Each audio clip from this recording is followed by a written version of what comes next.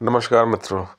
आज भारत के पूर्व प्रधानमंत्री और एक महान इकोनॉमिस्ट, रिजर्व बैंक के पूर्व गवर्नर डॉक्टर मनमोहन सिंह हमारे बीच नहीं है और आज पूरा देश, पूरा विश्व उनको श्रद्धांजलि दे रहा है। तो उनके बारे में लोग जो जानते हैं कि वो इकोनॉमिस्ट थे, और एक बात सब लोगों ने सुनी होगी कि उन्होंने इंडिया की इकोनॉमिक क्राइसिस से इंडिया को एक बार बचा लिया था। वो एक तरह से जीवन दाता थे उस समय। ये बात है 1991 की। वो जो इकोनॉमिक क्राइसिस थी, वो ऐसा क्या था जब डॉक्टर मनमोहन सिंह और नरसिम्हा राव की जोड़ी ने भारत को एक तरह से बिल्कुल बर्बादी के कगार से वापस वो लेके आए थे। उसी बारे में हम जानेंगे। वैसे 1991 में एक जनरल इलेक्शन हो रहा था इंडिया में, क्योंकि उस समय चंद्रशेखर की सरकार गिर गई थी। चंद्रशेखर ये 4 महीने जो प्रधानमंत्री थे, उनकी गवर्नमेंट गिरी थी और 1991 के मई जून में इलेक्शन डिक्लेयर हुआ। उस इलेक्शन के दौरान जो है फिर कांग्रेस पार्टी जीत के आती है और नरसिम्हा राव, उसी इलेक्शन के दौरान ही आप सब जानते होंगे, राजीव गांधी की हत्या हो गई और उसके बाद जुलाई में 1991 में नरसिम्हा राव प्रधानमंत्री बनते हैं। उस समय बात ये थी कि उसके पहले मार्च में इंडिया अपना बजट भी पेश नहीं कर पाया था चंद्रशेखर जी के प्राइम मिनिस्टरशिप में, क्योंकि उस समय तक इंडिया की जो बैलेंस ऑफ ट्रेड और बैलेंस ऑफ पेमेंट थी, ये बहुत ही ख़राब हो चली थी। मतलब, और ये प्रॉब्लम पिछले 4-5 साल से चली आ रही थी। 1985 से ही जो है इंडिया की जो आर्थिक जो एक सेहत है, इकोनॉमिक हेल्थ है, वो ख़राब होनी शुरू हो गई थी, क्योंकि उस समय इंडिया की इकोनॉमी बिल्कुल भी लिबरलाइज नहीं थी। कोई विदेशी कंपनी यहाँ आसानी से आ नहीं सकता, वो यहाँ बिजनेस नहीं कर सकता था। अगर कोई यहाँ कोई भी इंसान इंडिया का सिटीजन बिजनेस करना चाहे तो हर बात में एक लाइसेंस की, परमिट की ज़रूरत होती थी। उसके बाद सेल टैक्स वगैरह इतना हाई था कि बिजनेस में बचना कुछ भी नहीं था। गिन चुन के वही 2-4 पुराने जो इंडस्ट्रियल हाउसेस थे इंडिया में, सैकड़ों साल से वही टाटा, बिरला, बजाज, बस यही चले आ रहे थे। सब चीज़ मैन्युफैक्चरिंग यही करते थे लगभग। गाड़ियों में एक गाड़ी एम्बेसडर और एक फिएट एम्बेसडर बिरला जी की कंपनी बनाती थी, हिंदुस्तान मोटर्स। एक स्कूटर बजाज, वो बजाज इंडस्ट्री के अंडर बनता था। उसी रंग से टाटा के स्टील प्लांट और कुछ गिने चुने उस रंग के इंडस्ट्रियलिस्ट थे। बाहर से ना पैसा आना था इंडिया में, ना इंडिया बाहर आसानी से एक्सपोर्ट कर सकता था अपनी चीज़ों को। इंपोर्ट बढ़ता जा रहा था। पेट्रोलियम की मजबूरी हमारे पास आज भी है, उस समय भी थी, लेकिन इंडस्ट्री कम होने के कारण हम एक्सपोर्ट्स नहीं कर पाते थे। उस समय जो ज़्यादातर इंडिया का एक्सपोर्ट होता था, वो जो सोवियत ब्लॉक होते थे, ईस्टर्न ब्लॉक, सोवियत संघ के अंदर में पूर्वी यूरोप के देश थे, वहाँ होता था और सोवियत संघ में होता था। 1991 में सोवियत संघ टूट जाता है और उससे 1 साल पहले 90-91 में गल्फ वॉर पार्ट 1 वहाँ पे हुआ था, जिसमें कि सद्दाम हुसैन ने कुवैत पे हमला करके उस पर कब्जा कर लिया। बाद में अमेरिका ने इराक पे हमला किया और उसे हराया। तो उस युद्ध में पेट्रोल सप्लाई बहुत प्रभावित हुई और पेट्रोल के दाम बढ़ गए, जिसने इंडिया को बुरी तरह से हिट किया। और जो सोवियत ब्लॉक कोलैप्स होने के कारण इंडिया की एक्सपोर्ट बंद हो गई और इंपोर्ट में पेट्रोलियम के दाम ऊपर चले गए, गल्फ वॉर के कारण, कुवैत वाला जो गल्फ वॉर था। तो इस कारण इंडिया की हालत ऐसी हो गई थी 1991 में कि वो मात्र $200 बिलियन का एक फॉरेन रिजर्व रह गया था। उस कारण मूडीज़, जो कि इंटरनेशनल रेटिंग करती है, उसने इंडिया की रेटिंग बहुत घटा दी। और बजटिंग एलोकेशन ना होने के कारण फरवरी मार्च में 1991 में बजट भी पेश नहीं कर पाए थे चंद्रशेखर जी। उस कारण मूडी ने रेटिंग और कम कर दी इंडिया की, जिसके बाद इंटरनेशनल मॉनेटरी फंड यानी IMF और जो वर्ल्ड बैंक है, दोनों ने ही इंडिया को फाइनेंशियल असिस्टेंस और लोन देना दोनों बंद कर दिया। कोई ग्रांट, एड, लोन कुछ भी नहीं मिला इंडिया को। फिर 1991 में जब मनमोहन सिंह, जब नरसिम्हा राव सरकार का शपथ लेते हैं प्रधानमंत्री का, तो उन्हें ये इन सिचुएशन का सामना करना पड़ा। अब मात्र इंडिया के पास करीब $100 बिलियन या $1 बिलियन का रिजर्व रह गया था, जो कि $100 करोड़ होते हैं, जो मुश्किल से 2 या 3 हफ्ते की एसेंशियल इंपोर्ट्स के लिए पर्याप्त था। उसके बाद इंडिया पेट्रोलियम इंपोर्ट नहीं कर सकता था, ज़रूरी चीज़ों का इंपोर्ट नहीं कर सकता था, एग्जिस्टिंग लोन का EMI भी देने की हालत नहीं थी। उस समय फिर नरसिम्हा राव ने रिक्वेस्ट किया मनमोहन सिंह को वित्त मंत्री बनने के लिए। मनमोहन सिंह इसके लिए मान जाते हैं। उन्होंने फिर वर्ल्ड बैंक और IMF को कांटेक्ट किया। तो उनकी शर्तें ये थी कि इंडिया की जो हालत है, अगर हम लोन देते भी हम ग्रांट नहीं देंगे, हमने 40-42 साल तक 1947 से 87-91 तक 42-43 साल इंडिया की मदद की, लेकिन अभी जो हालत है उसमें आप लोग हमें लोन वापस नहीं कर पाओगे, इंटरेस्ट भी नहीं चुका पाओगे, क्योंकि आपके पास फॉरेन रिजर्व मात्र $1 बिलियन का रह गया।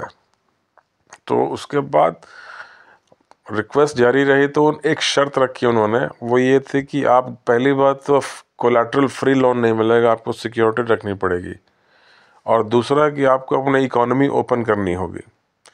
तो उस समय एक बुद्धिमत्ता का परिचय देते हुए, सिचुएशन को भांपते हुए डॉक्टर मनमोहन सिंह और नरसिम्हा राव ने इस बात को माना।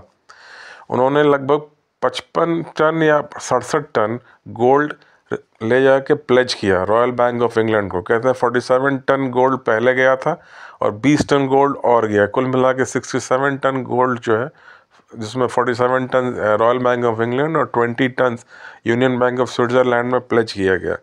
और उसके अगेंस्ट में इंडिया को लगभग $1 बिलियन का लोन मिला। और साथ ही साथ वर्ल्ड बैंक की ये भी शर्त है कि आप जो है लाइसेंस, कोटा, परमिट राज ख़त्म करोगे और फॉरेन कंपनीज़ को इंडिया में बिजनेस करना अलाउ करोगे। वो भी मान गए डॉक्टर मनमोहन सिंह। उन दूरदर्शी थे और उन्होंने भारत का भविष्य देख लिया था। गेट बंद करके इस दुनिया में आप ज़्यादा दिन तक नहीं सर्वाइव कर सकते। तो उन्होंने, मुझे याद है अच्छी तरह से, और न्यू इंडस्ट्रियल पॉलिसी में 8 या 9 बल्कि बहुत ही डिफेंस या अंतरिक्ष से रिलेटेड, न्यूक्लियर सेक्टर से रिलेटेड कुछ सेक्टर्स को छोड़ के बाकी सभी सेक्टर में लाइसेंस और परमिट हटा दिया। यानी आपके पास पैसे हैं, आप बिजनेस करना चाहते हैं तो करिए, अपना इनकम टैक्स रजिस्ट्रेशन लेके। अब आपको लाइसेंस लेने की ज़रूरत नहीं है हर छोटी काम के लिए। दूसरा कि फॉरेन कंपनीज़ को अब आना अलाउ हो गया इंडिया में, क्योंकि उसके पहले जो इंडियन कंपनीज थी, इंडिया ने गलती ये की थी कि जो भी पैसा था बजट से वो सरकारी कंपनीज में इन्वेस्ट करती थी। बड़ी बड़ी सरकारी, सैकड़ों सरकारी कंपनियां बनी हुई थी और उसमें से 95% लॉस में चलती थी। यानी हर साल उसमें और पैसे डालने पड़ते थे, उसमें से आता कुछ भी नहीं था। तो उस सारी प्राइवेट मतलब सरकारी कंपनियों में जो है फॉरेन इन्वेस्टमेंट अलाउ कर दिया, यानी कि 51% तक इन्वेस्ट करके जो है कंट्रोल कर सकती थी अब उन कंपनीज को बाहर की कंपनियां। और इसके बाद इंडिया में बड़े बड़े ब्रांड्स की एंट्री शुरू हो गई। लोगों ने फिर पहली बार अपने लाइफ में एम्बेसडर और वो ये महिंद्रा वाली जीप के अलावा कुछ नई नई गाड़ियों को देखना शुरू किया। इसमें DCM, सिलो, उस तरह की गाड़ियाँ, और उसके अलावा और इलेक्ट्रॉनिक ब्रांड जैसे सोनी या जो है सैमसंग, और फिर इंश्योरेंस में बाहर की इंश्योरेंस कंपनियां, होटल में बाहर के होटल चेन्स, फूड चेन में ये मैकडोनल्ड्स, फिर जो है डोमिनोज, पेप्सी, कोका कोला को अलाउ किया गया, जो 1978 में जॉर्ज फर्नांडिस ने हटा दिया था। इस तरह के मल्टी चेन ब्रांड्स खुलने लगे, इसमें लोगों को एम्प्लॉयमेंट मिलना शुरू हुआ। जब ये कंपनीज आई तो इसमें जो फूड चेन आउटलेट हैं या जो बाहर के कपड़ों के ब्रांड हैं, जो कंज्यूमर गुड्स के ब्रांड हैं, इनमें कितने लोगों को नौकरियां मिलनी शुरू हो गई इनके शोरूम में और इनके आउटलेट्स पर। उसके अलावा जो बाहर की गाड़ियां आनी शुरू हुई, निसान, फिर से आपका जनरल मोटर जो शेवरोली लेके आई गाड़ी, DCM, सिलो, इसमें जो अलग अलग फैक्ट्रीज खुलनी शुरू हुई, तो एक रोज़गार भी बढ़ा। प्लस इनके आने से जो पैसा आया उससे इंडिया की इकॉनमी वापस ट्रैक पे आ गई। और कंज्यूमर को अलग अलग ऑप्शन मिला। पहले इंश्योरेंस कराना है तो LIC में ही जाइए, उसके बाद लोगों के पास ऑप्शन, पहले अगर आपको हवाई जहाज़ से जाना है तो इंडियन एयरलाइन से ही आप जा सकते हैं। प्राइवेट एयरलाइंस भी उसी समय से आई। तो इस ढंग से कंज्यूमर को भी फ़ायदा हुआ, इंडिया में पैसा भी आया, रोज़गार भी बढ़ा। और जो है जब रोज़गार बढ़ता है तो फिर उस हिसाब से, क्योंकि अब वेल्थ जनरेट भी होने लगा, बाहर की कंपनियों का टेक्नोलॉजी यूज़ करके इंडिया में की मैन्युफैक्चरिंग भी बढ़ी और इंडिया ने एक्सपोर्ट भी करना शुरू किया। और आज जो भी हम देख रहे हैं पिछले 25-30 साल में, जो आज इंडिया की एक इकोनॉमिक कंडीशन है, वो उसी कारण हुआ था जब, क्योंकि नरसिम्हा राव और मनमोहन सिंह ने एक गेट खोल दिया था बाकी दुनिया के लिए। टेक्नोलॉजी आई, पैसा आया और उससे इंडिया की अपनी मैन्युफैक्चरिंग पावर भी बढ़ी। और अभी 2024 में आपको जानकर खुशी होगी कि इंडिया ने अपनी 100 टन गोल्ड रिजर्व जो पहले का रखा हुआ था वो सब इंडिया वापस लेके आई है और रिकवरी अब पूरी हुई। तो ये थी कहानी एक 1991 के इकोनॉमिक क्राइसिस की, जिसमें से इंडिया को उबारने वाला डॉक्टर मनमोहन सिंह थे और नरसिम्हा राव जी थे। हालांकि उस समय मुझे याद है नरसिम्हा राव और डॉक्टर मनमोहन सिंह को खूब लोगों का गुस्सा झेलना पड़ा था। लोगों ने भर भर के गालियां दी थी कि ये देश को बेच रहे हैं, बाहर की कंपनियां इंडिया आएंगी तो देश फिर से गुलाम हो जाएगा, अंग्रेज वापस इंडिया आ गए, ईस्ट इंडिया कंपनी की तरफ फिर से निकल जाएंगे इंडिया को। नरसिम्हा राव जी का एक बात याद है, उन्होंने बोला था कि मैं देखना चाहता हूँ कि आज के इस आधुनिक और विशाल भारत को कौन ऐसा है जो कि निकल जाएगा।